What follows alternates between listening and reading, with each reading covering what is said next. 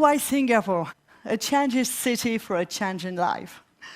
I was younger when I graduated, as you say now, 20 years ago from UBI. And I decided, as some graduated students, to set up an employee life. And I began as an employee, and after a few years, I became director in another company. And I was there, director in this company. And one day I asked myself, is this director role my dream job? Is it really what I want to do? And I arrived to the conclusions that, well, even if it was nice, interesting, challenging, it was not really what I really expecting, because I wanted more than this. I wanted to have a dream job, the dreams that we are all expecting every day. So I take a sheet of paper and write on this sheet the criteria of this dream job, all the things that I was expecting. And after filling the pages, I read and I said, yeah, but this job does not exist. So if it does not exist, what must I do? I create it. So I decided to change my life from an employee life and to set up my own company. So indeed, it was a totally different life. It was a really big challenge. It also means that I must get out of my comfort zone. The comfort zone is what you are doing on a daily basis. You know that you manage every aspect of your daily work. But when you set up a company, it also means that you will do something different. And the first actions that you need to do is to dare, because that's your decisions to decide to dare to change your life. And that's what I did. So I dare, and I said, yes, I want to find this or to create this dream job. So I was there in my comfort zone, and when I defined this dream job, it was further. So I need to bridge the gap between where I am and where I wanted to go. So I said, okay, I'm at the beginning of the bridge, and I'm across the river. So as Theodore Roosevelt said, believe you can, and you are already halfway there. So I decided to cross this bridge. So I set up this company, and my first decision was to train myself. Because the competencies requested when you are an employee, even in a director role, and the competencies requested when you are a company owner, they are not the same. We expect more from a company owner. So I started to follow consultancy, trainings, technical, soft skills, and this increased my comfort zone. And at a certain time, my comfort zone reached the place where my dream job was. And some of you may say, yeah, you got it. I say, on one side, yes, but it was not enough. I wanted to go further. So I still continue to train myself. And at a certain time, my new comfort zone was just the same as my dream job. So I said, okay, good. I reach it. But you know that as a company owner, you have new dreams. But those new dreams are not part of the today talk. What I would like to share with you is that to change life is not easy. But achieving our dream, it's not easy, but it's really worth it.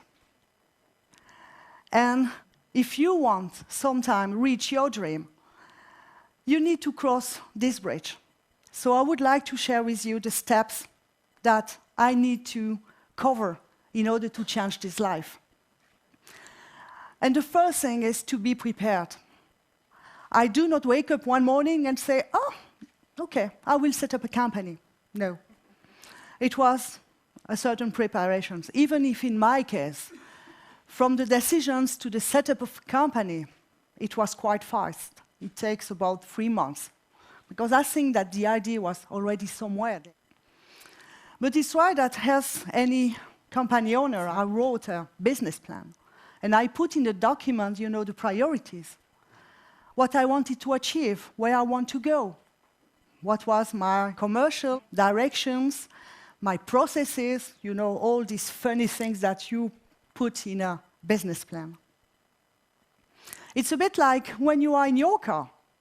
You set up in the driver's seat, you put, where you are, where you want to go, and if you do not enter the address, you stay where you are. So that's what I did. I fixed my objective, but I transformed them from objectives on paper to objectives for my life. I put them in actions. And it's right that when you transform those objectives, it also means that you will take risk. So, when I wrote this famous business plan, I identified some plan risk. Yes, and for those plan risks, what I did, I found mitigation plans. So, if that happens, I know what to do. That's fine. But unfortunately, in business life, we cannot predict everything. It would be too easy other way. So I already had to face unplanned actions. And for those unplanned actions, I need also to find solutions when I'm working on, to find the right answer. And that's part of the job. But it's right that when you take some risk, you can also have some mistakes. That happens. And I would say making a mistake, it's not a problem. I would say that the biggest mistake would be not to learn from the mistake that we did. Because in learning from our mistakes, we can improve our future. We cannot change the past, but I can improve my future. So, okay. Because finally, as Winston Churchill said, success consists of going from failure to failure without loss of enthusiasm. So it was a great support for me. I said, okay, you are a normal person, so that you must continue, don't stop. But even if my goals is still the same, I know that the straight is not a straight like this, not from A to B. It will require some adjustment. And the best picture that I can show you is this amazing place. It's the Eden Garden in the Australian Red Centre. And why this picture? Because that's really remember me that difficult roads lead often to beautiful destination.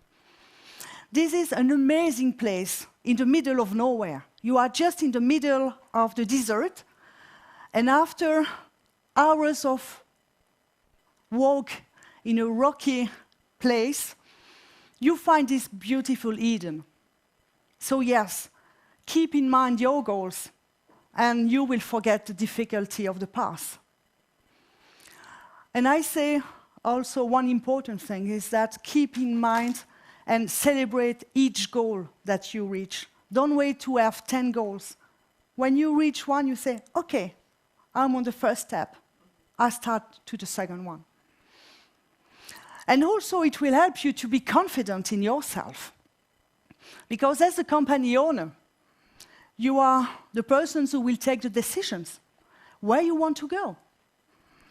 And indeed, confidence does not come from always being right, but from not fearing to be wrong. So I still continue to be confident and to believe in myself. And be a company owner means also that you need to have your discipline. And this discipline must start by you, because you must lead your company. And for your employees, it's better and stronger to lead by example. So, you have a lot of things to do, but it's also important when you set up this company, you set up the company with the values, with your own values. Key things that are really important for you. And it's important that you share those values with people around you, your employees, your customer, your suppliers. Because if you have a customer who is looking for delivery on time, and that you can provide delivery on time, it will create a strong relationship between both of you. you will build trust. And what is the best commercial argument in business relationship? It's the trust. So it's important to still believe. And to still say that the business is not a one-day job. It will take days, it will take years. But to succeed, you must persist. And when you are the company owner, you will be surrounded by a lot of people. You will receive a lot of information. It's important to listen to others, but it's also important to believe in your judgment. Because whatever the decisions or the choices you make, you, and only you, will be responsible for all the choices you make in your life. So if for any decisions you are in line with yourself, whatever the results, you say, that's my choice, I assume the consequence of my choice. And it will be easier to follow your own values. In order to be more easy for you to make the right choice, it's still important to continue to train yourself. Train yourself, but not only. Train also your employees. Because the more trained, the more powerful support they will be able to give you to develop your company. And it will be a real win-win for your employees and for yourself. They will feel more involved in your company, and your success will be their success. And that's really great. But one thing that we must not forget is that even if our life is really intense, we must train people well enough so they can live. We must treat well enough, and they don't want to. And I think that it's also important in our role of business entrepreneurs, as company owner. I think it's a bit part of my job, is also to prepare the next generation of entrepreneurs, locally or further in other countries. Because as Nelson Mandela said, education is the most powerful weapon that we can use to change the world. And even if at whole level we cannot change the world, we can put a stone to build a change. And it's why this life is really intense, but it's important to keep time for you. And the best picture that I want to share with you is this marvelous Heart Island, also in Australia. What Heart Island? Because it keeps me in mind the importance of the balance between my private life and my professional life. If I love someone, I want to show it. Because there are occasions that I cannot recover. When time is over, it's over. And it's right that Confucius said that we have two lives. Two lives.